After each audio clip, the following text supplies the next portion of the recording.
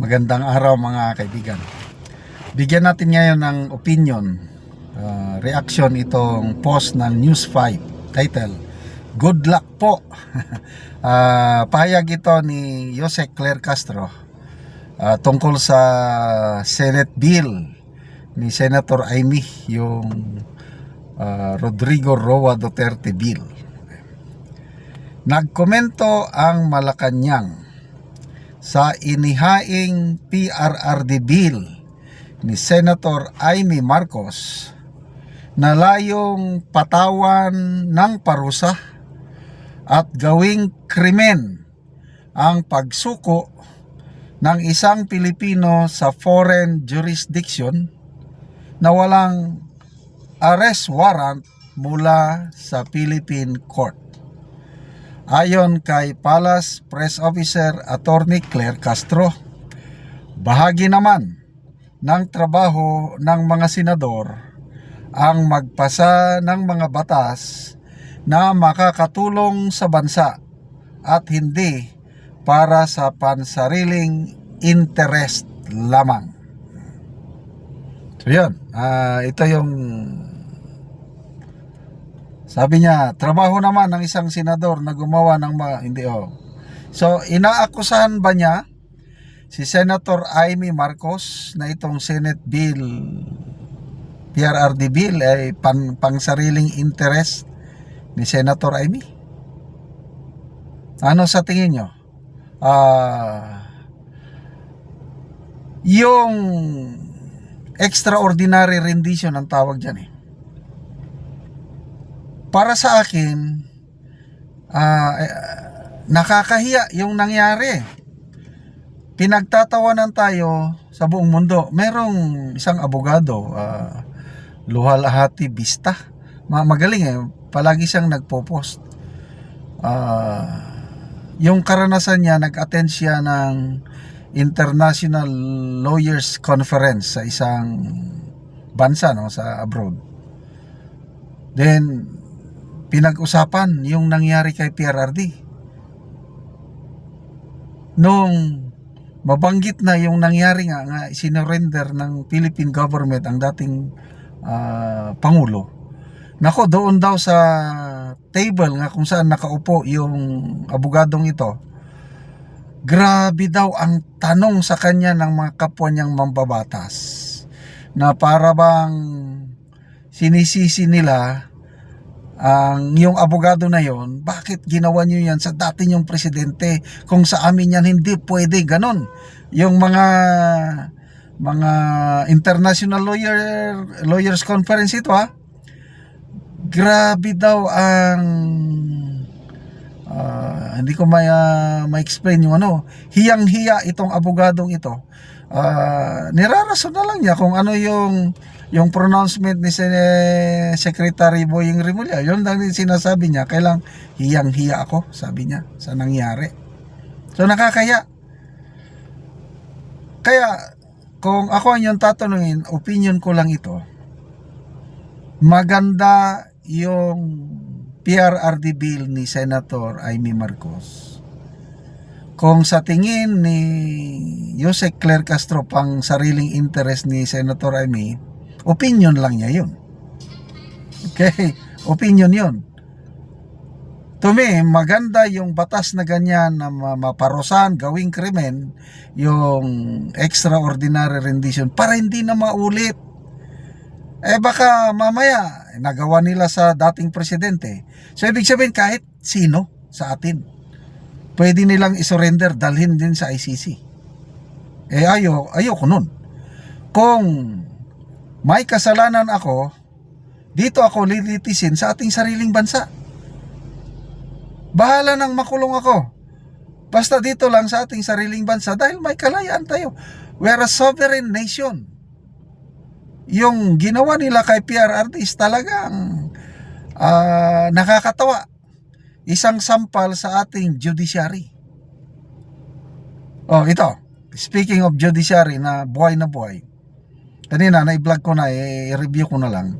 Ang Supreme Court, pinatawan ng matinding parusa ang isang retired judge na kasi sa various violation 550,000 pesos ang multa ng retired judge. Tinanggalan pa siya ng retirement benefits. Bakit? Maraming offenses Natutulog sa kanyang korte habang ongoing ang hearing. Naninigarilyo sa loob ng korte niya, sala niya. Ano pa? Naninigarilyo. Late palagi. Instead na alas 8:30 ang start ng session ng mga korte, alas 11:30 na siya darating. And then, may mga kaso sa ibang branch, dinadala niya sa kanyang sala at nililitis niya, walang authority. And then, binigyan siya ng order ng Office of the Court Administrator na mag-submit ng comprehensive report doon yung mga reklamo sa kanya. Hindi niya sinunod. So that's insubordination. Kaya pinatawan siya ng malaking multa, 550,000 pesos. And then, yun, these are proofs na buhay ang hostisya sa ating bansa. Previously, may mga inoverturn pinawalang sala ng Supreme Court. Convicted sila sa lower courts, pag abot sa Supreme Court, dismiss yung kaso. Example, excuse me yung mga malilit na pasugalan, parang wedding, yung mga local lang sa ating barbaryo, munisipyo, convicted, makukulong, mamumulta. Pagdating sa Supreme Court, pinawalang sala. Kasi sabi ng Supreme Court, yung casino nga, sugal din yan, para sa mga mayaman. Ginawa niyong legal. Tapos, ang mga maliliit na tao, mga naghuhuiting lang, kikonvict nyo, ikulong nyo. That's injustice, sabi ng Supreme Court. Ayun, napawalang sala. Ano pa, yung isang tao convicted dahil parang libel o defamation, yung criticize niyang isang barangay official, convicted siya. Convicted, makukulong, mamumulta. Pagdating sa Supreme Court, acquitted. Bakit? Pag public official ka, in the performance of your duties at batikusin ka, pwede yun. Kasama yan yung batikos. Huwag kayong maging balat sibuyas, something like that. Kaya nga, buhay na buhay ang korte sa ating bansa. Bakit nyo pa isurrender ang isang Pilipino sa isang banyagang korte? Kaya, to me, saludo ako kay Senator Amy kining PRRD bill para wala ng Pilipino na extraordinary rendition. Kung sabihin ni Attorney Castro, pansarili lang ang ginawa ni Senator Amy, bahala na tayong mga taong bayan na humusga. Saludo ako sa bill na ito, sana maaprubahan. Kaya salamat mga kaibigan sa inyong pagsubaybay sa ating channel. Nakakatulong kayo ng malaki sa tribong Talandig ng Bukidnon. Dahil ang sweldo natin sa channel na ito is pantulong natin sa tribo. Namimigay tayo ngayon ng mga yero at pako sa kanila para makapagpatayo itong tribong ito ng mas maayos na tirahan. Okay, tahanan. Panoorin nyo ang video na ito. Karon mag-atok na gyud sa balay ni Ante. So lipay kayo ang nagtabang sa iyaha na makabalay na si Ante. Okay, balo si Ante, gitabangan ra siya.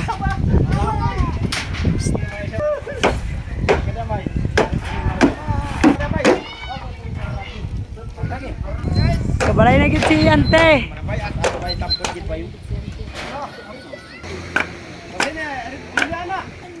Sandayon nyo dak dito. Kali mo mani.